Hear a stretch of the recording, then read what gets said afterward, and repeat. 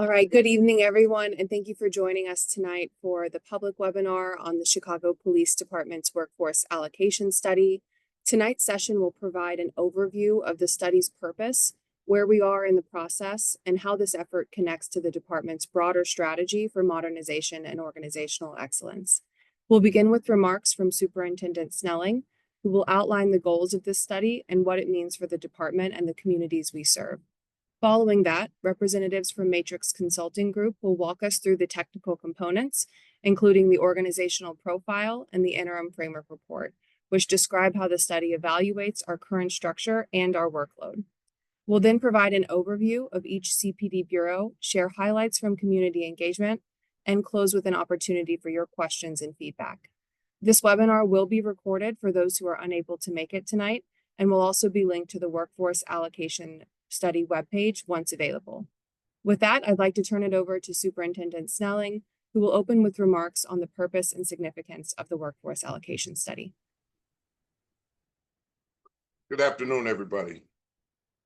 The first thing I'd like to say is thank you to everybody and all the hard work that went into this Workforce Allocation Study. It's something that that's been on the back burner for quite some time. And we were able to get it off the ground. So I just want to start off by saying thank you for everyone who's involved in this. We know that this study represents one of the most comprehensive assessments of CPD's manpower. And when we look at it from not only a sworn positions, but we're also looking at non-sworn positions and how that manpower is allocated. This is really going to help us as a department to figure out a better way of how we distribute those manpowers when we're dealing with calls for service and even the internal work that's going on throughout the department. We've obviously partnered with Matrix Consulting Group, the Civic Consulting Alliance, and this partnership, and also Intersect, this partnership is going to help us become a little more transparent, or a lot more transparent in what we're doing. Our connection to the community, that's the most important thing of what we're doing here. When I look at my strategic plan and the strategic plan of the overall Chicago Police Department, this is going to be helpful to help us achieve the goals in those strategic plans. When we look at Chicago and the concerns that our citizens have across this city as to how our officers are showing up to jobs, what we're doing, if we're getting the best bang for our buck with our officers out there, showing up, overtime, things of that nature. This is going to help us get to the bottom of that. Transparency here is also the key. We need everyone to understand what our officers are dealing with, why certain things go into backlogs, how our officers are helping our community, how we're standing with the communities. And this partnership is going to help us get there. So I just wanted to say, once again, thank you to everyone for helping us get to a point where we can achieve our goals here. Lastly, as we go through this discussion, it's going to be important for all of us to understand that each bureau is unique in and of itself. And there may be some things that we bring up that we may have a certain concern about. We'll talk about those things and work through them. But again, transparency is the key here, and we're going to do every single thing that we can to honor the study that's been done by the Matrix Group. And I just want to say thank you to everyone here.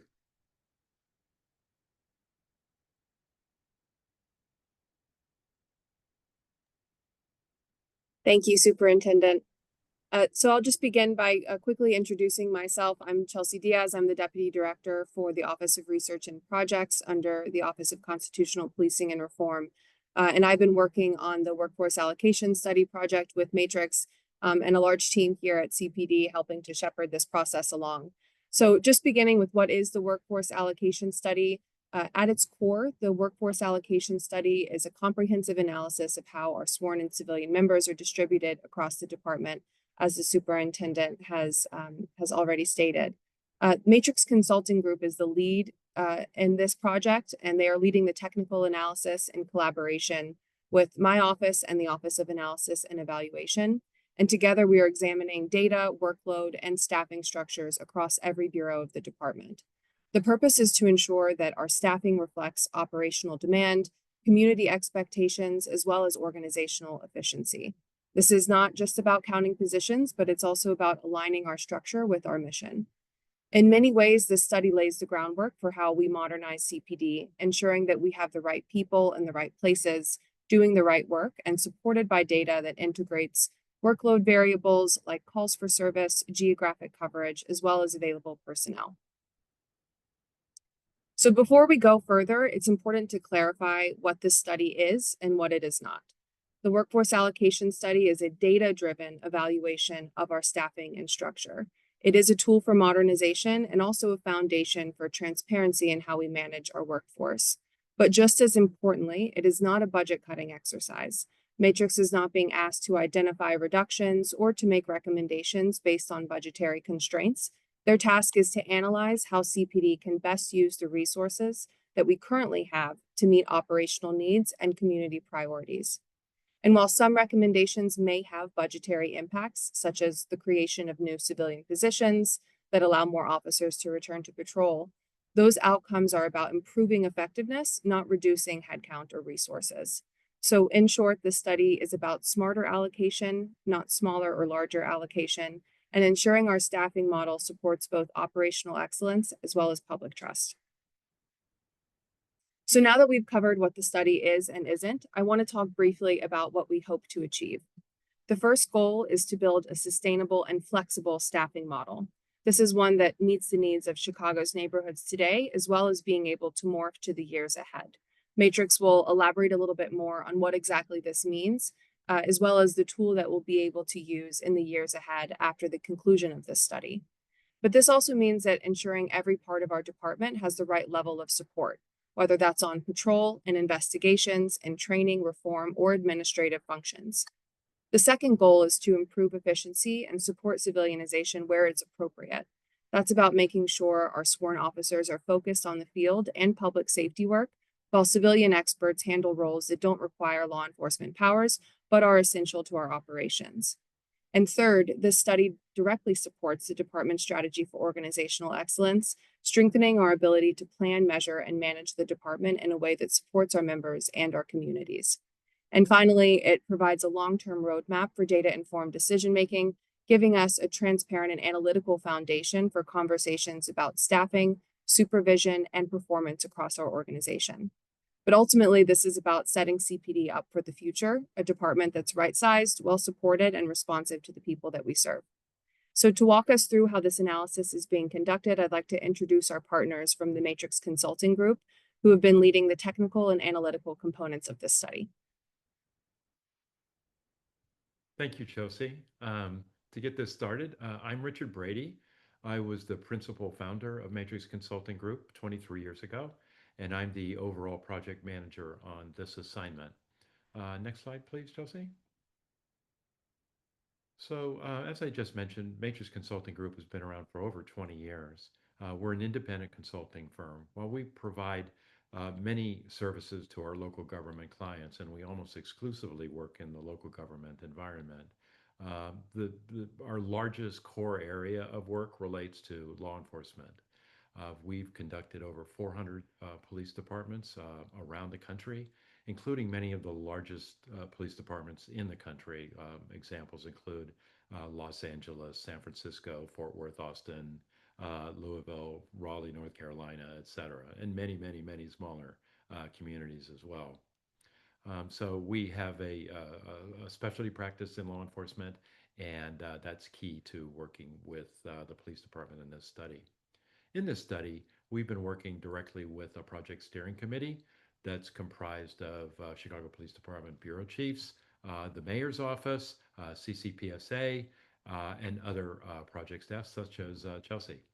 And I think to us, working with a steering committee like this helps ensure that we're on task, that we have quality control, and as we conduct our work, an analytical rigor that helps provide real world kinds of solutions to the law enforcement needs in Chicago. Next slide, please. So I'm going to turn this over to Ian Brady, my partner in this. He's a senior vice president with the firm, and he's going to introduce the profile and the framework document that sets the stage for the staffing analysis that we are beginning to conduct. Ian? Yeah, so our project began several months ago with our fact-finding phase, where we conducted hundreds of interviews with department personnel at all levels of the organization, from executive command staff down to doing ride-alongs at the officer level. And our goal really is to develop throughout our team a detailed understanding of every aspect of the Chicago Police Department. Um, including its organizational structure, reporting relationships, staffing in every area of the department, composition, how these have evolved over time, and importantly, at a detailed level, each individual position, what their roles, responsibilities are, what their targets are as far as in terms of workload, service to the community, et cetera. And so with this exercise from these hundreds of interviews that we've conducted, we developed a descriptive profile, an organizational profile that is designed to document that understanding and serve as kind of our factual foundation for the rest of the study. And so in this document, it details the organizational structure of every area of the department, every bureau, division, section, and unit. It provides the staffing levels for within each of these organizational units, whether the positions are sworn or civilian, the ratios between the two, the distribution of staff, as well as documenting each individual position's roles and responsibilities. And with this document, providing a vision into how the chain of command works, the organizational structure at a detailed level throughout the department. Next slide. And so in working with the department, we've revised it, built upon this, and to summarize some of the key points, Chicago Police Department remains one of the largest municipal police departments in the country. The majority of personnel, the majority of staff are sworn, making up about 90%. And while each bureau is predominantly sworn, most of these resources are concentrated in patrol and district operations, which really is the bulk of all sworn staffing. But still, professional staff or civilian staff fulfill numerous key functions throughout the department, whether it's in technology, records, compliance functions throughout the department. And so in the profile, we document where these positions are and what their roles are. So ultimately, what this profile document does by documenting this understanding that we've developed throughout the process is it really serves as the baseline for all future analysis that we conduct in the study, and also providing as a measure of transparency about where personnel are and the roles that they're currently in. Next slide, please. And so with the organizational profile, we then built upon that for the next stage of the analysis and developed what we call the framework report. And what this does is it takes everything that the profile does as far as documenting the organization, staffing of the department, and it provides the outline or the plan for how we will conduct the staffing analysis as part of the workforce allocation study. And so really, it's essentially the framework, if you will, or the outline of how each individual position and unit within the department is going to be analyzed. As we've been collecting the data, as we've conducted the interviews, we've identified what workload drivers are for each individual position, any service level targets, additional responsibilities. And from that, we've outlined for each individual position what kind of methodology we're going to use to analyze staffing needs. So we're outlining how we'll use workload demand modeling, any organizational analysis, geographic integrity, span of control. So all of these different priorities that go into what drives the staffing needs of each individual position, and ultimately, aspirationally, what are the goals that each area has for the kinds of services it wants to provide and the level of service that ultimately the community expects to be provided.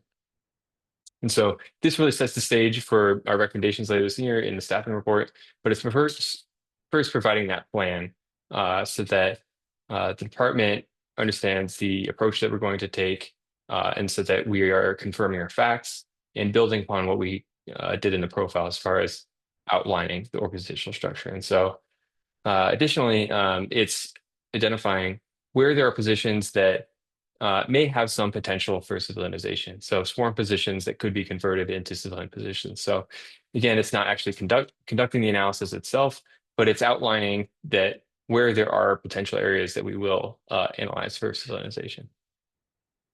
Next slide. So for each individual position, the framework outlines the type of methodology that we are going to take. And many of these, just to have a common set of language, we're grouping into different categories of methodologies. First, beginning with workload-based positions. This is any position where we can quantify their staffing needs according to specific workload drivers. So for instance, district patrol officers would fall under this, where we are able to measure what their workload is, as well as case handling detectives as well. This is the ideal because it allows for transparent, data-driven methodologies that can be used to determine staffing needs. But for many positions, it doesn't apply either because there's not data or it doesn't describe what the workload drivers are. And so another would be fixed coverage. These would be positions where their staffing is set at like a certain number of positions that have to be on duty. So for instance, detention aides, security posts, there aren't specific workload drivers, but there are requirements for them to be staffed. Ratio-based positions, supervisory span, these are ones where there's some other type of relationship that might not be workload, but another way that we can describe what their staffing needs are. So for instance, patrol sergeants would be one where we're looking at unity of command factors, span of control factors, and using that ratio to drive what their staffing needs are. However, there is also going to be many positions where none of these methodologies can apply, either because there isn't data or there aren't discernible relationships that can be driven. And so in these, we're terming non-scalable. Many of these are unique positions, such as the superintendent, chiefs, where there can only be one of that position. Next slide. So throughout this process, we've had monthly steering committee meetings to review our progress, to coordinate any gaps in data collection throughout the process, as well as review all the documents that we've developed as part of this process. We've had biweekly meetings between our team, CPD's team, as well as the Office of Analysis and Evaluation. And also we've been meeting with bureau chiefs and other personnel to ensure that the data that we're collecting is accurate. And throughout this process, continuous collaboration to ensure that everyone's on the same page, that any gaps in data have been addressed, and ultimately to collaborate on our outline for the analysis.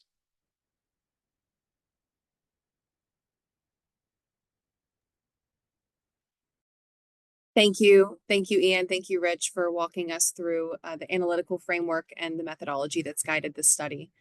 We'll now turn to the bureau chiefs, who will provide an overview of their respective bureaus, describing how their missions, staffing, and operations fit into the larger workforce allocation analysis. This section is where the data meets the day-to-day reality of the department.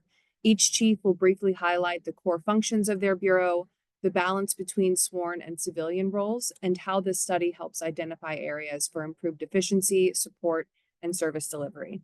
As you'll see, this process, again, is not just about numbers, but it's about understanding the people and the responsibilities that make CPD function across every part of the organization.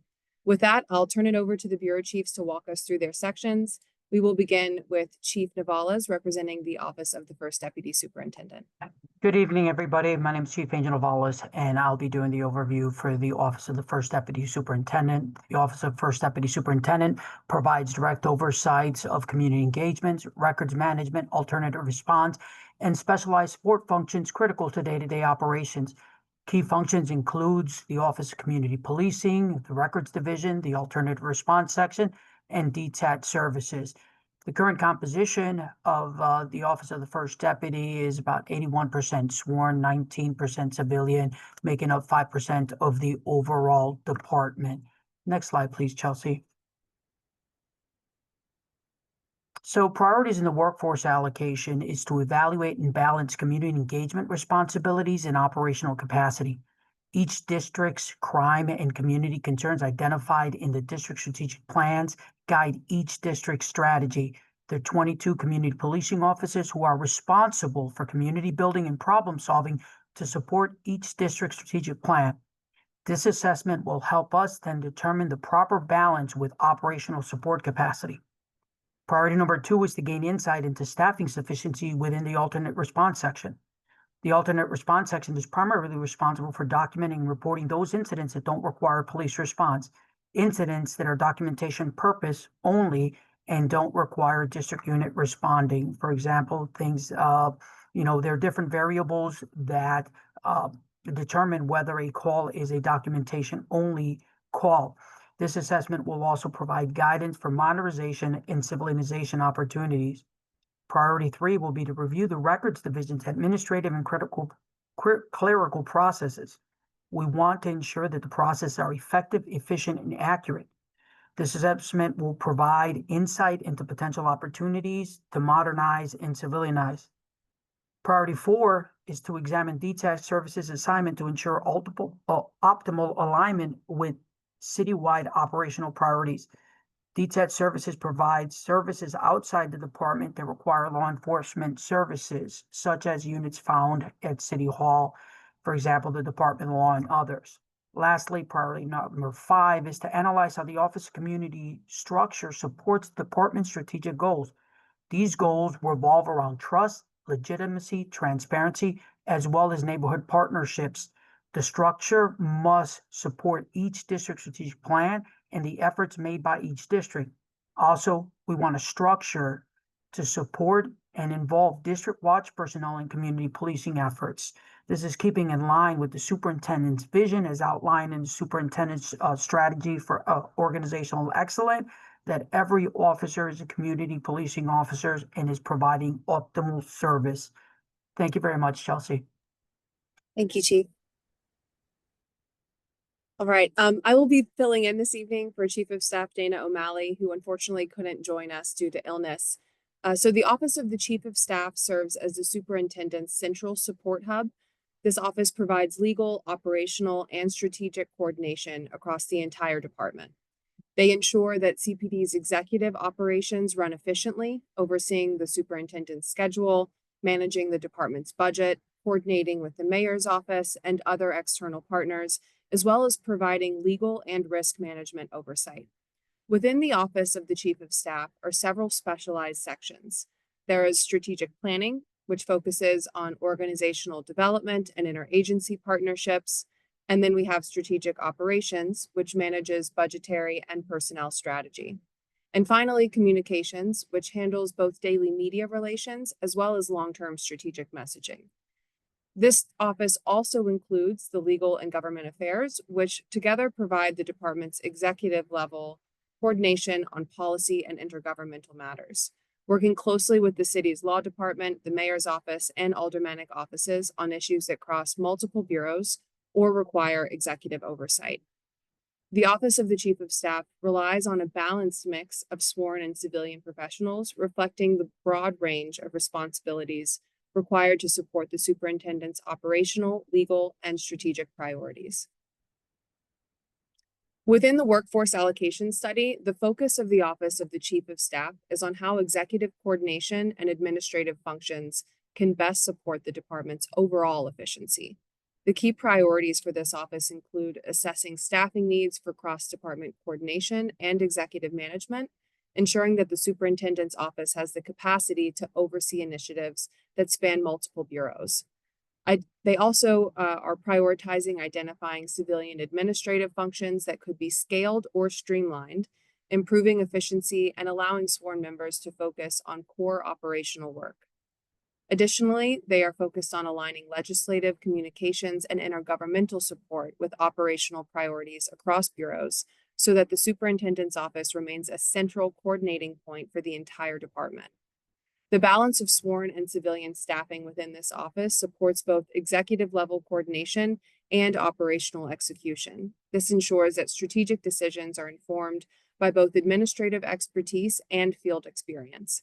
Through this study, they are looking closely at how the Office of the Chief of Staff can continue to strengthen its ability to drive department-wide initiatives and to support the superintendent's mission. I'll pass it off to Executive Director Allison Clarkinson. Good evening. The Office of Constitutional Policing and Reform essentially serves as the heart of the department's efforts to drive meaningful and sustainable change.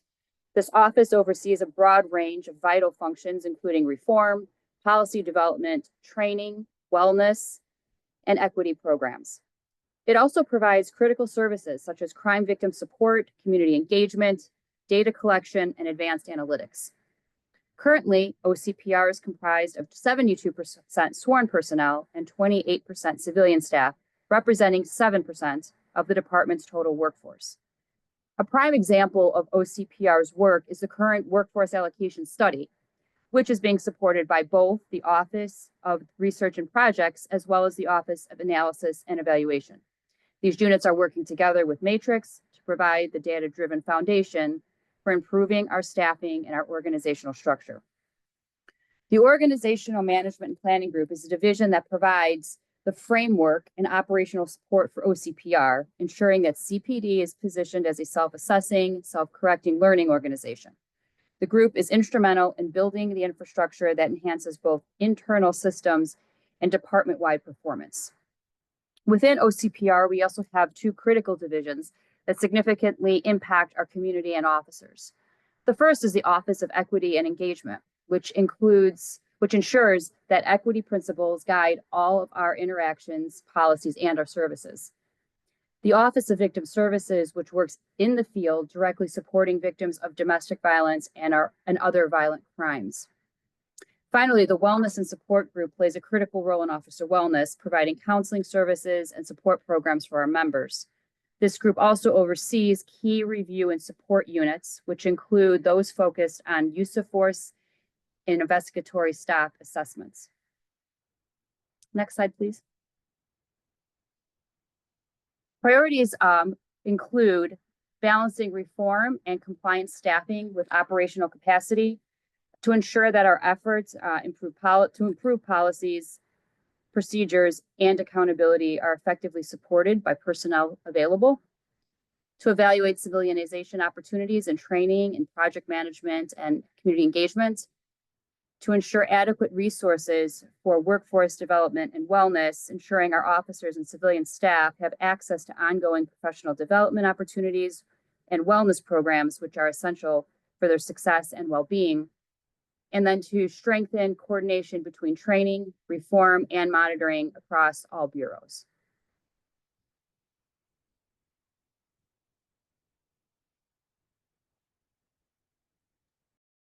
Thank you, Executive Director. We'll pass it off to Director Tim Moore with the Bureau of Internal Affairs. Good evening, everyone. The purpose of BIA is to conduct administrative and criminal investigations into allegations of misconduct by CPD members to ensure accountability and integrity. And I just want to make mention that when I say CPD members, that includes both sworn officers and civilian department members. The structure includes administrative investigations, confidential investigations, and background investigations. To drill down a little bit on the administrative investigators, I have two different sections. The general investigation section, which is comprised of general cases that it speaks to. For an example, if there's an allegation that an officer took someone's phone and didn't return it during an investigation, or an officer threw someone's keys down a manhole cover, those types of cases will be handled by the general investigation section. We also have the special investigation section that really oversees our EEOC complaints and complaints involving lieutenants and above, and your high-profile media cases that are not normally criminal in nature, but does get a lot of attention that requires a quick response. In addition to those investigative units, we also have the confidential investigations section, which conducts long-term covert investigations of a criminal nature, administrative misconduct, and investigations into medical role policy violations and residency violations. Confidential investigation section also maintains a liaison with the FBI, and we do work closely with different outside agencies. The last part of that bullet point speaks to our background investigation section. So when it comes time for officers to be considered for promotion or assignment to specialized unit, BIA is responsible for vetting those department members to see if they qualify for such assignments. Current composition. It's sworn is 220, but out of the 220 sworn members, 125 of those members are accountability sergeants that are assigned to different units across the city. Right now, we're sitting at 12 civilian department members, and we're looking to bring on board an additional 14 civilian investigators, 2 of which will be supervisors, and the other 12 will be additional civilian investigators. So we're looking forward to that. So right now, currently, 2% of our department, of our bureau is civilianized. We're looking to increase that by the end of the year. Okay, assess workload across investigative units to ensure timeliness and capacity for case review. So, we recognize that some police districts are very busy and busier than others. So there are several tier 1 districts within the department that we know have more cases than a lot of the other districts. So we are actively and aggressively taking a stance to give them more help. So we are bringing them down to BIA. We're reassigning some of those cases back to BIA just so they can be in a better position to handle a lighter caseload. So that is actively happening with at least 7 to 10 of our tier 1 districts that need that help. Because when citizens make complaints, they want to be heard and want their cases to be handled in a timely manner. So we are kind of working hard to ensure that can happen. Next, evaluate where civilian investigators or analysts can enhance efficiency. So our current civilian investigators, which we have 6 right now, they're doing an outstanding job of handling the cases, similar to cases that our general investigation section handles. So they're doing a nice job of handling those cases. So for us to be bringing on additional civilian investigators, that'll go a long way towards us moving a lot quicker with our investigations and giving the citizens and even our officers and civilian department members the response they need with respect to their investigations. Ensuring staffing supports procedural justice and integrity goals within an accountability framework. So, when thinking about procedural justice, BIA want to make sure that everyone has a voice. We turn no one down. If you have a complaint, we're going to take your complaint and we're going to investigate your complaint. A lot of cases that we do handle, they are anonymous, which we do take anonymous complaints, and we do work those cases to resolution. And when we do have people come to BIA or even talk to people on the phone, we do make sure that they are treated with the utmost respect. And we just want to make sure that they're gaining our trust, and they know that although a lot of my investigators are department members and sworn department members, we are here to gain their trust and let them know and ensure that we are thoroughly investigating each and every case that comes to BIA. Thank you. Thank you, Director Moore. I will pass it over to Chief Hine with the Bureau of Patrol. Good evening, Chelsea. Good evening, everyone, and thank you for your time. The Bureau of Patrol synopsis and overview is to ensure that the men and women deliver our frontline police services across 22 of our police districts, which also cover broken down in those 22 police districts, covering 274 beats. Our structure is geographically divided into 5 areas, areas 1, 2, 3, 4, and 5, and the central control group, which is consisting of our 2 downtown districts. Each area in CCG is run by a deputy chief who oversees anywhere from 2 to 5 districts. And within these districts, the deputy chief oversees and designates priority response teams, PRT, who are deployed at the discretion of the deputy chief, funneled into the chief patrol's office. Each of these 22 districts is run by a district commander who reports directly to the area deputy chief, a captain, he or she, the executive officer assigned to each district who will oversee the operations when that commander is not present. Each district will then consist of 3 watches, and each watch is run by a lieutenant or a watch operations lieutenant. In each of our 22 districts, also, we have a 4th watch operations, tactical operations team, and these teams are deployed at the discretion of the district commander to respond to crime trend events or any outside agencies calling for help. Our central control group consists of the 1st and 18th district, And within those districts, we also deploy our CERT, our critical response teams. It's a mix of officers and vehicles and bikes, focusing on our entertainment corridors, large demonstrations, and large events. Another unit under the Bureau of Patrol, that subsection we have our Animal Crime Investigation Team. This is a citywide team of 1 sergeant and 6 officers who investigate all crimes involving animals. Our Field Training and Evaluation Program section of Patrol is a program that manages the detailed cycles and evaluations of all of our probationary police officers citywide. They're also responsible for pairing up all of our probationary police officers with our field training officers in the district. Special Events section, which consists in the Bureau of Patrol, schedules everyone for citywide protest events, dignitary visits, helicopter lifts, all special employment, off-duty signatures. Our street deputies consist of 4 street deputies, deputy chiefs who are working a rotating schedule, who are responsible for responding to any major citywide event.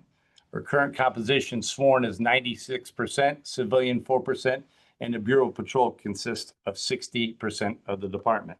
Next slide, please.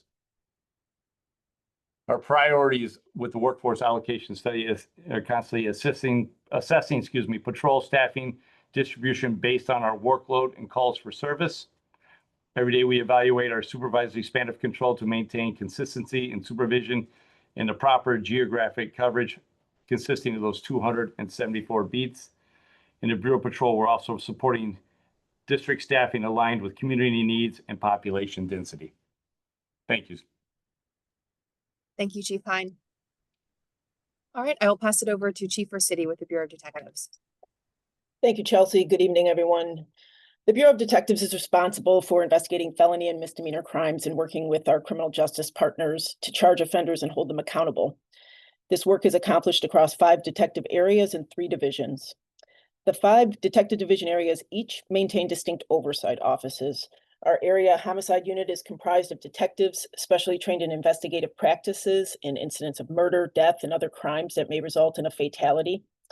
Each area also houses an area technology center, which is comprised of specialized personnel trained to collect, analyze, and preserve digital evidence for homicide investigations.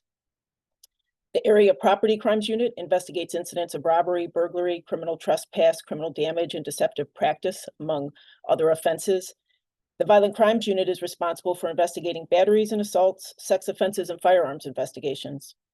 The Special Victims Unit investigates incidents involving domestic violence, missing persons, and offenses involving children. This unit also is responsible for processing arrests involving juveniles. Moving over to the first of our 3 detective divisions, I'll start with Youth and Special Victims Support. This division is led by a commander who oversees 4 units. The Youth Intervention Unit oversees the processing of juveniles and the referral of juveniles and their families to programs and social service resources as part of the Youth Intervention Pathways program. The Special Investigations Unit investigates specific offenses involving juvenile victims. The Criminal Registration Unit is responsible for registering persons convicted of specific crimes as mandated by Illinois state law. And last, the Missing Persons section is responsible for receiving and communicating information regarding missing, located, and found persons and entering that information into our law enforcement data systems. Our next division is the Forensic Services Division. It's led by a commander who oversees the technical and scientific work of collecting and analyzing physical evidence and submitting select evidence to the Illinois State Police Laboratory for examination. The 3 main sections of our Forensics Division are our Crime Scene Processing Unit, which responds to crime scenes and provides crime scene processing services across all 3 watches, including photographing crime scenes and locating, preserving, and recovering ballistics, fingerprints, and physical and biological evidence. Our Forensics Laboratory, which maintains firearm, latent print, and photography labs, also has additional areas of support in evidence and evaluation. And last, our Evidence and Recovered Property section receives and stores evidence we receive from our crime scenes.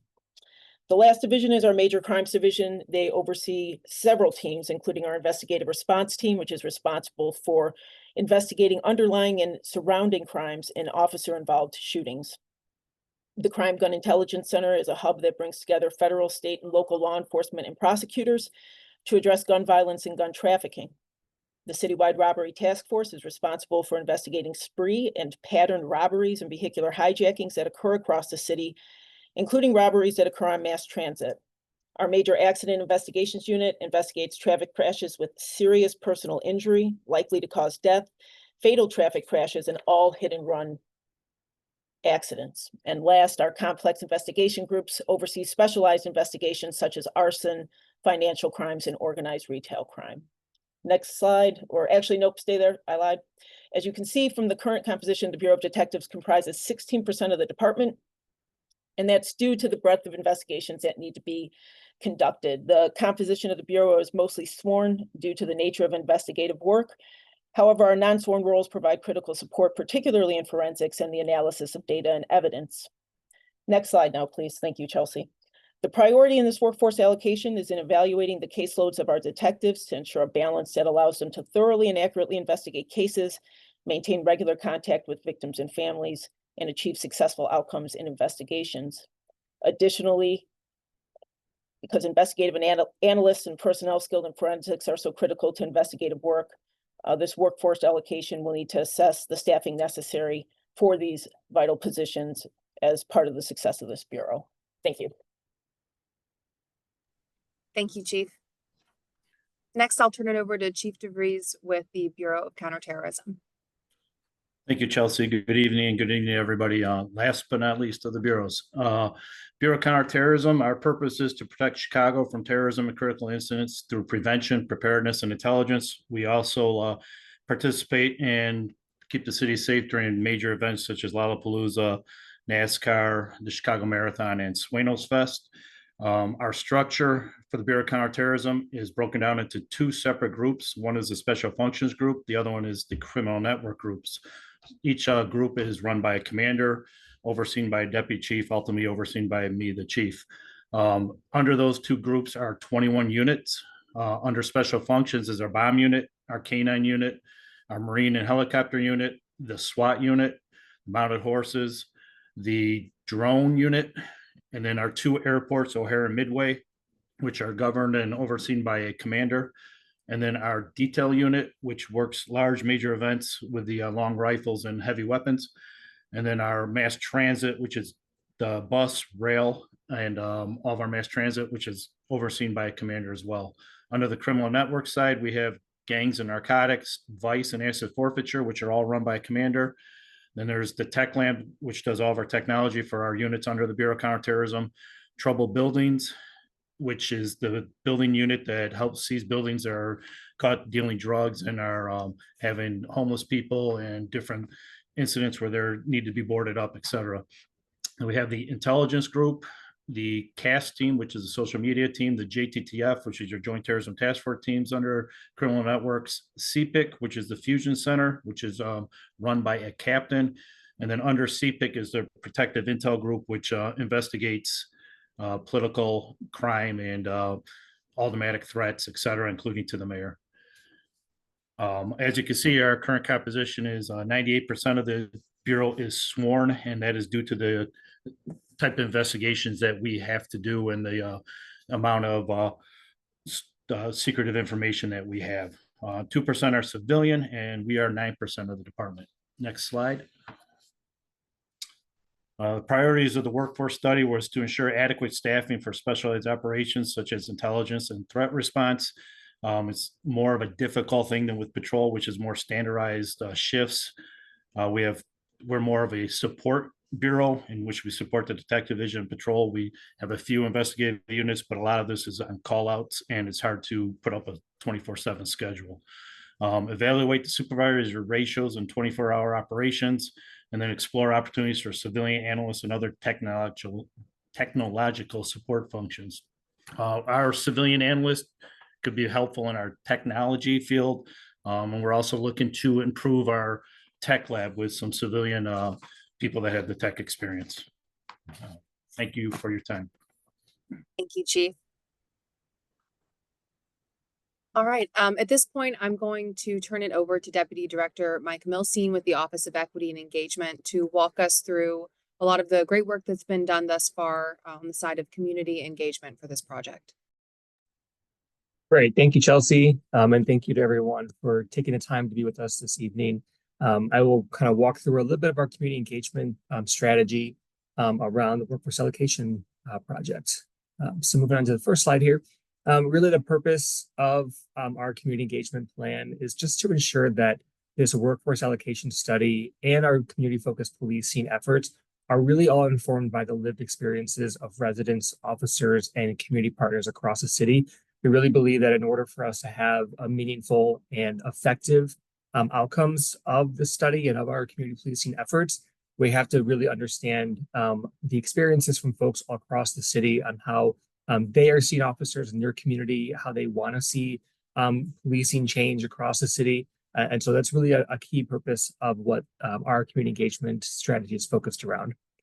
The approach that we're using is a multi-phase engagement process intended to align community expectations with operational realities, all working towards that goal of building a staffing model and policing framework that's rooted in trust, transparency, and collaboration.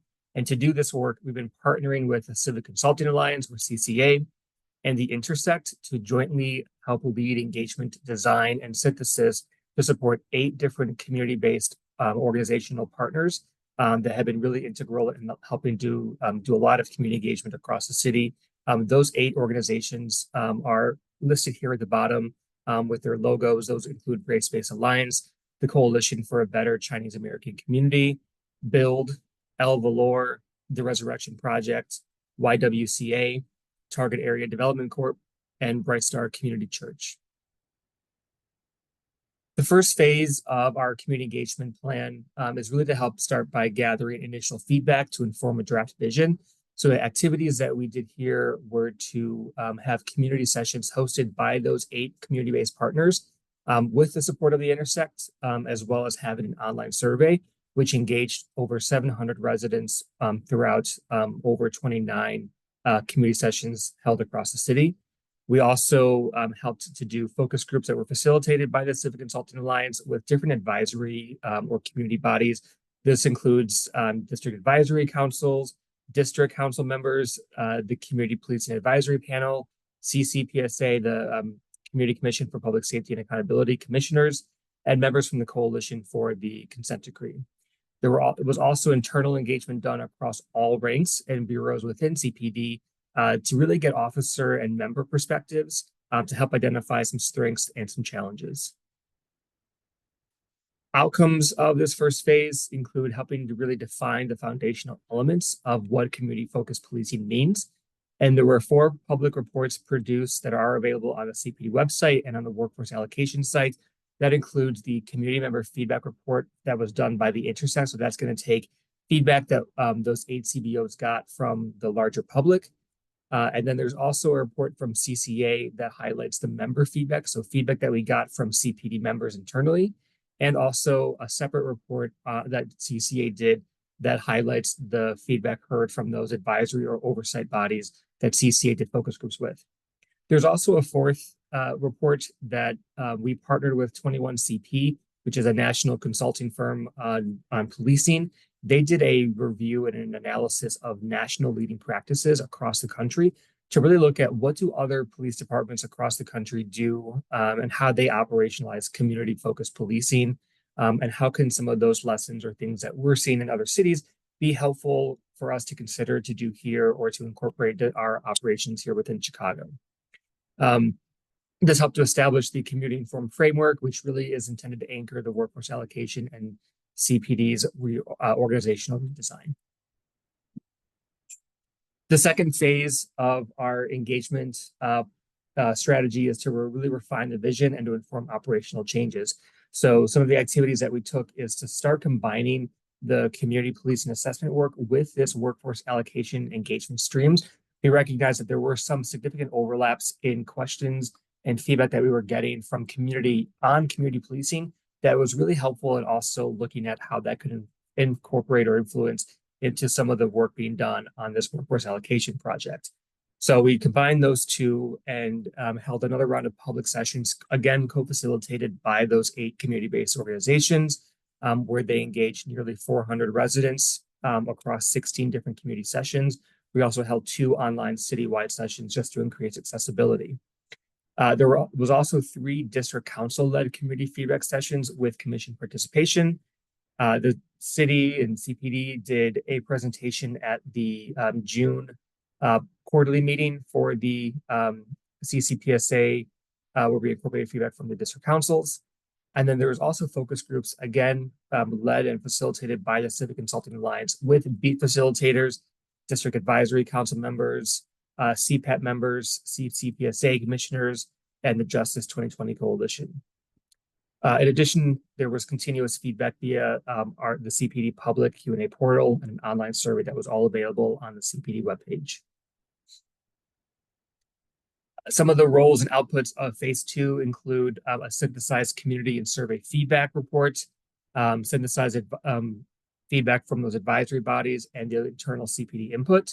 And all of these findings will help feed into Matrix's workforce analysis as contextual inputs for them to start looking at and to see how that could impact their work. Results are validated by key staffing principles, including supervisory ratios, workload distribution, and time for proactive community engagement. All of these final reports are from this phase are forthcoming and will be made publicly available in the next couple of weeks. And then the third phase here, which is really focused around education and dialogue on interim deliverables, include activities such as publicly sharing these interim deliverables, so sharing that organizational profile and the interim framework report, and engaging and continuing to engage in with those advisory bodies to support the ability to share back information with these interim deliverables so that they can share those with their constituencies. So again, sharing this information back with those beat facilitators, DAC chairs, CPAT members, district council members, the commissioners, and members from the coalition for the consent decree. The Intersect will help to synthesize this feedback from those dialogue sessions, and we'll make sure that there is publicly reporting available on each of those. Phase 3 also includes a handful of different focus areas. The first being to help translate their refined community vision into actionable strategies. So really taking a look at everything that we've heard so far in this process, especially on how we've developed a community vision and what kind of actionable strategies can we start to develop based on what we found so far. That also includes doing a comprehensive review of program offerings, roles and responsibilities, community partnerships and engagement structures, training and development and performance metrics, and really starting to work collaboratively with advisory bodies to finalize these recommendations and to present findings publicly. The timeline here is to complete phase 3 by the end of 2025. There will be also a public presentation of outcomes and integration into the 2026 Workforce Allocation Implementation Plan. Just to kind of highlight again throughout this entire process, some of the numbers that we have throughout the engagement and the scale of engagement. So far to date, we've been able to engage over 1,100 residents across the public sessions, across interviews, and across surveys. We've also engaged over 300 members within CPD through surveys or interviews. We've engaged over 30 members from advisory bodies. Again, that's including the DAC, CPAP, the Commission, District Councils, and the Justice 2020 Coalition. We have those 8 community-based partner organizations who are working with us citywide. There have been those 3 District Council-led sessions completed. 4 of those foundational reports are published from phase 1, and then 2 of the formal reports are forthcoming to highlight the work that was done during phase 2. Some of the key themes that we've heard so far from across all of the phases, the first being proactive and visible engagement, where residents want to see officers present and accessible. Trust, relationships, and respect. There's calls for fairness, dignity, and partnership in how officers are interacting with the public. Timely and proportionate response, really an emphasis on follow-up and accountability. De-escalation and alternate response. We hear a lot about support for crisis and behavioral health integration, which folks may be aware that the mayor's office is working on some initiative that helps complement this work. Transparency and feedback loops. There's a desire for visible progress tracking. Alignment between community vision and capacity. So looking at, having officers who value the community policing mindset, but also recognizing staffing and morale challenges. And then equity and prioritization. So having communities calling for fair resource distribution across all of our districts. And then finally here, just some of the integration into the workforce allocation study, being able to connect the engagement into the analysis. We, again, strongly believe that community engagement is the foundation of the Workforce Allocation Study. Recommendations from CCA, the Civic Consulting Alliance, on this process will help to inform Matrix, their modeling. It will help to ensure that staffing recommendations reflect both operational demand, but also community expectations that we've heard throughout this process, and to really help establish that partnership model, combining the technical analysis and public participation to guide the long-term implementation that we will be having. So with that, I will pause and send it back to you, Chelsea. Thank you, Mike. Here we'll go ahead and pass it off to Matrix to walk us through the next steps through the remainder of this project. Okay, thanks again, Chelsea. Richard here again. So where do we go from here? The next 3 slides describe some key phases in the workforce allocation study, the immediate, the next couple of months, and then what happens early next year, and then finally where we go on an ongoing basis after that. So the most immediate step, which will be over the next couple of months, is the validation and recommendations time. So as I mentioned earlier, we will have the full analysis of current staffing needs ready by about the end of November, and that'll be presented to the police department and to the steering committee. From that point till the end of the year, the police department and the steering committee validate the data for accuracy of factual data, as well as some of the assumptions that we've been evaluating on an ongoing basis, especially as that relates to the development of the framework document. So the steering committee will be reviewing each recommendation for contractual implications, for example, with collective bargaining organizations, budgetary issues, classification issues for employee classifications, and recommendations that may require legislative or city council approval. So those are our immediate steps. Next slide. In the medium term, but the medium term is just the first quarter of 2026, we will prepare the workforce allocation final report together with all the recommendations. And importantly, critically, in fact, an implementation plan that's co-developed with all of the actors in the study, Matrix Consulting Group, the police department, and the steering committee, which will define immediate, midterm, and long-term actions that are required.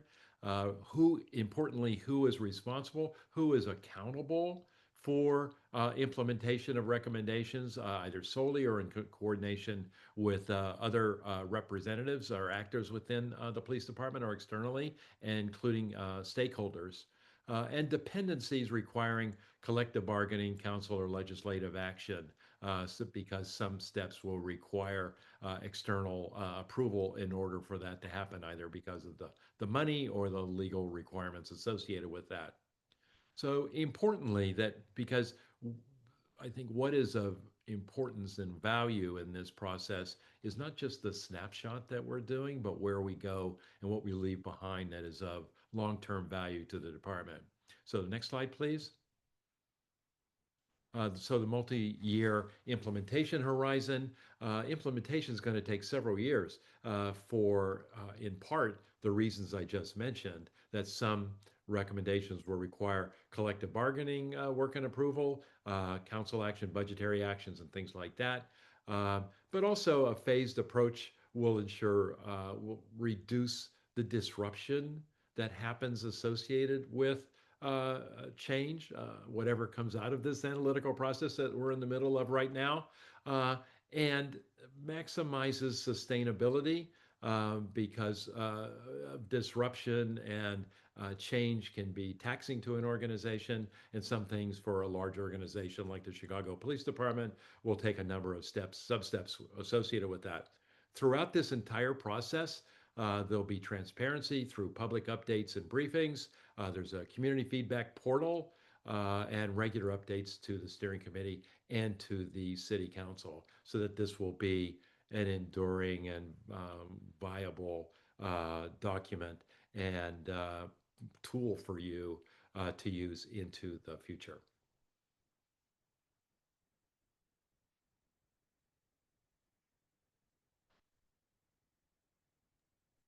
Thank you, Rich. Thank you, everyone. Thank you all who presented this evening. And thank you all to those who are joining us for your time and attention. What we've shared tonight represents a significant milestone in the Workforce Allocation Study. This is a process that is grounded in data, but also collaboration and transparency. And this study is about understanding how we can best use our existing personnel to meet these operational demands, but also support our members and better serve Chicago's communities. We'll now open the Q&A session. So if you're joining us through the webinar platform, please use the Q&A feature on your screen to submit your questions. We'll answer as many as we can with the remaining time that we have left. For any questions we do not have time to address or the answers to those questions, you can also submit them directly through the Workforce Allocation Study website, which is linked through the QR code on your screen. Just a quick note, you do have to create a login through the Zen City website. So that is a part of the process in submitting the Q&A.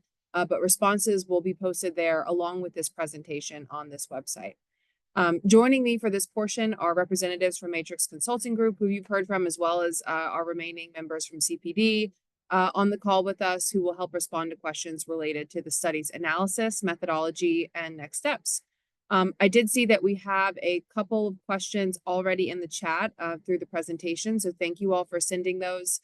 One of the first questions here is for Matrix, and it is, what factors is Matrix considering to analyze patrol staffing, and how are they weighted? So I will pass this off to either Ian or Rich. I'll start with it. So to analyze patrol staffing, it's important to first begin with the target in mind, and that's that it's not enough for officers just to be spending all of their time responding to calls for service and writing reports, but they have to be able to have time to be proactive, to engage with the community. And so to first determine how much time is needed for that, we have to first measure the workload. And to measure the workload, we look at records data that shows all time that police officers spend responding to calls for service, any time spent by backup units, how much time the primary officers spend on the scene, any additional report writing or any other kinds of assignments in relation to the call that are handled outside of the call. And so we're building up this picture of all workload involved in handling calls for service. And then that is compared against their capacity to be able to handle it in terms of how many hours they have on duty, deducting for leave, training, etc., anything that would take them away from being on duty. And so from that relationship of the workload compared to the capacity, we're able to determine, do they have enough time to be able to respond to calls and maintain effective response times, both to emergency incidents and lower priority incidents, but also beyond that, to be able to engage proactively with the community. And so that will determine at not just at an overall level, but within each area, within each district, within each shift as well, are resources sufficient, and is any kind of rebalance needed to be able to, or additional staffing needed to be able to meet community service targets.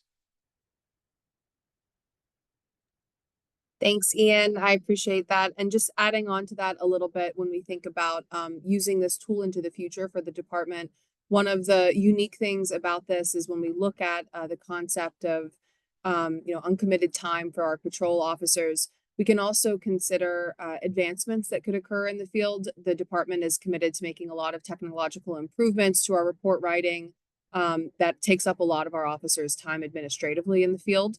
And so as we see some of these changes happen over the next several years, and the department starts to make those advancements in the technology available to our patrol officers, we may also see a shift in some of the methodology that's incorporated with the time that officers spend in the field. And so with that, that's what we mean when we're talking about a flexible model that allows us to add in some of these positive changes over time, and then kind of reconfigure and see what's available with some of those changes. The second question that I see here are the current composition percentages based on budgeted positions or current manpower levels? I believe this is in reference to the PowerPoint, and those are based on current manpower levels.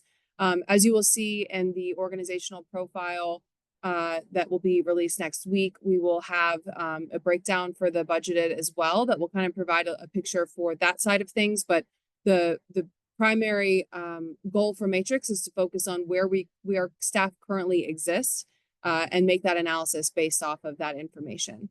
Ian or Rich, I'm not sure if there was any additional context you all wanted to provide related to that part of the question. Yeah, I think you covered that well. Thanks. Wonderful. The third question I see here, what I think this is more broadly than the first, what factors go into deciding where resources are shifted or added? So I guess this is broader than the patrol function, but more specifically related to the workforce allocation study in general. Right. So our analysis really begins at a granular level where we're looking at each individual position, each individual unit, and based off of service level targets and the methodologies that we've outlined for each unit, whether or not staffing is sufficient. And so by doing it at that granular level, rather than starting at a top-down balance of priorities, we're able to look at empirically what are the needs in each area and is staffing sufficient. So by doing that, it's built up throughout the department at a granular level, and the totality of each of these needs can be viewed in context, but those kinds of questions are looked at more individually, is what I would say. Thank you, Ian. And then another question we got, which types of positions are being looked at for civilianization?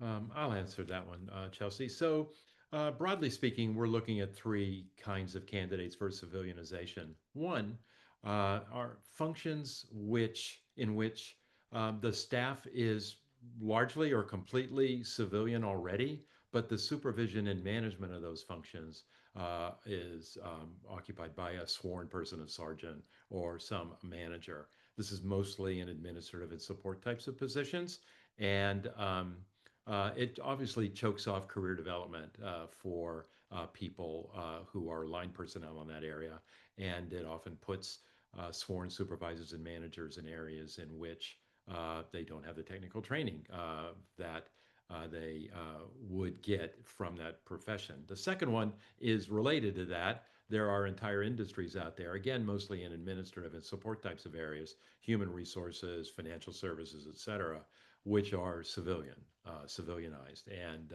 so for recruitment retention, there are those types of positions. Lastly, even in core functions, I heard the example earlier about investigations. There are individual tasks that do not need sworn personnel to perform. And so by breaking down work activities that way. So all of this has to be looked at within the context of what the market is for that and the processes within the city to hire, train, and retain civilian staff.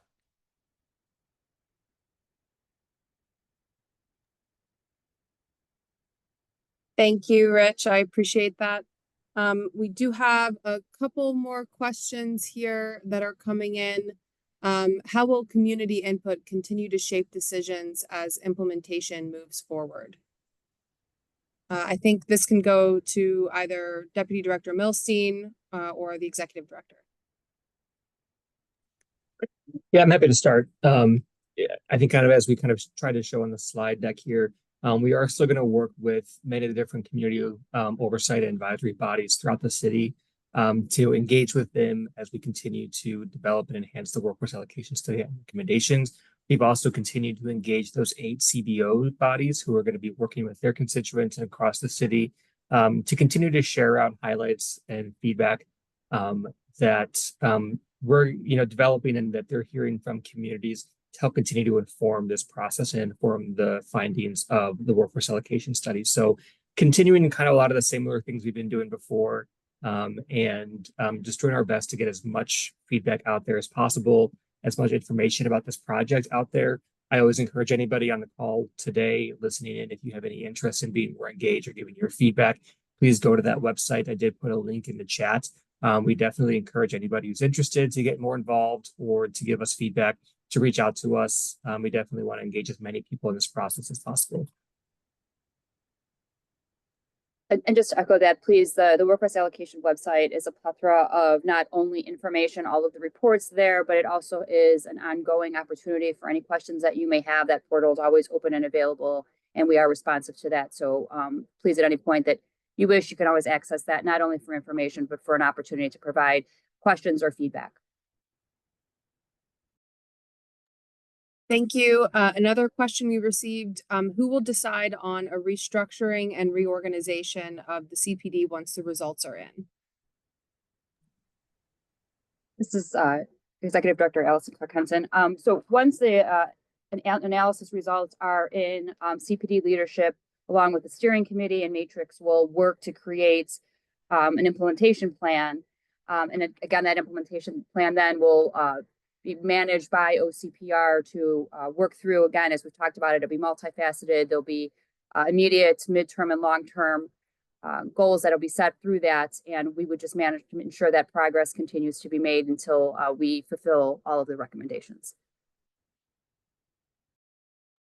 Thank you, Executive Director. This question, I believe, can go to Matrix, and I'm happy to provide some support here as well. Will the Workforce Allocation Study also address the percentage of 911 calls that should go to care, mental health, mobile services? That's our alternative response model that the city manages, and therefore indicate a potential officer staffing save. Will the officer staffing save then be considered for allocation to mental health crisis professionals? So I'll let Matrix first answer, just pertaining to the scope of the study, and then provide additional detail.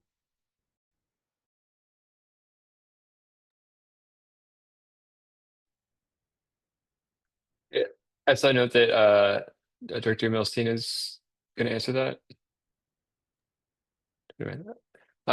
So we'll be evaluating the existing programs that the Chicago Police Department has, and do they have the staffing to be able to respond to the types of calls that they're targeted to occur, the hours in which they occur. There is an existing another effort studying alternative response, and so this isn't we're not specifically studying opportunities to expand or develop new programs for alternative response, but we're primarily looking at evaluating the workload of the existing alternative response programs within CPD and how well they work together, including with patrol, and whether efficiencies could be gained there, certainly, but examining it from using the CAT-RMS data and existing staffing is the priority. Thank you, Ian. Yeah, and just to elaborate on that a little bit more, the scope of the Workforce Allocation Study is more focused in on the CIT-related calls that our officers are required to respond to, and the obligations that CPD has in the consent decree to meet certain response ratios of CIT-certified officers who are responding to those calls. As care does not involve the Chicago Police Department, we are not looking specifically on whether those calls can be diverted, as that is a project that's currently being undertaken with the mayor's office for the larger 911 calls for service analysis as well here. Another question that we've received is whether this recording will be available on the website to view again. Once we have concluded here, we do plan on posting this on the Workforce Allocation website, and we'll also make it available on CPD's formal website as well here. Let me see. Sorry, just looking through to see other questions we have here. One of the additional questions, what impact do you think this study will have on budget discussions? I would defer to the executive director on this question, and then I can provide support as well here. So certainly, again, as we mentioned early, the analysis is about optimizing CPD's resources. So, it is not intended to make some kind of just finite determination of increase or decrease, but rather what are the needs of the department to sufficiently meet the community expectations as well as our operational needs. So once the analysis is completed, certainly there may be budgetary impact in terms of, as we spoke about, supervisory, unit of command and span of control, identification of new civilian roles and positions that could be added to the department that would allow to free up sworn officers to be put back into the field. So again, it is yet to be seen since the analysis has not been completed, but just to say that the ultimate goal isn't an increase or decrease necessarily in the budget, but rather how we will best optimize resources to fully function at our highest level as a department. Thank you, Executive Director. And a Matrix can provide some additional context on this as well, but speaking more specifically of examples that we could see on budgetary impacts, not necessarily for this upcoming budget year, but as we begin the implementation plan for the 2027 budget year, when we look at the scope of work that was required for Matrix in laying out this project, one of those components was the unity of command and span of control ratios that are required by the department under the consent decree. Ensuring that we have a sufficient amount of sergeants to cover their officers in span of control, as well as a sufficient amount of officers to cover, the geographic integrity and the consistency required with unity of command. And that's also been validated by the feedback that we've heard from the community. Additionally, when we think about civilianization in that context, if these are not civilianized positions that currently exist, that could have a budgetary impact that would go through, a longer review process in collaboration with the city as well here. All right, seeing a couple more questions. One question here on the organizational profile and the interim framework report. These will be published during the, if not this week, into early next week. We are just finalizing some of the formatting and preparing that for publication. And that will be made available on the Workforce Allocation Study webpage that is linked to this page as well. Could I just add, Chelsea, on that? So Sure. in addition to those very lengthy reports, there will also be included an executive summary to kind of synthesize that in a little bit more of a digestible manner. So I just want to also acknowledge that that'll be an additional document that'll be available on the website. Yes, thank you for bringing that up. The executive summary is currently available on our website. It is a much more digestible 20-page document compared to the close to 600 pages that encompass both the organizational profile and the interim framework report. So thank you all for your patience on that. And thank you again to everyone who's joined us tonight and all who submitted thoughtful questions and feedback. We will continue this engagement here with some of our smaller stakeholder groups as was outlined earlier. And we look forward to a continued partnership and dialogue related to this project.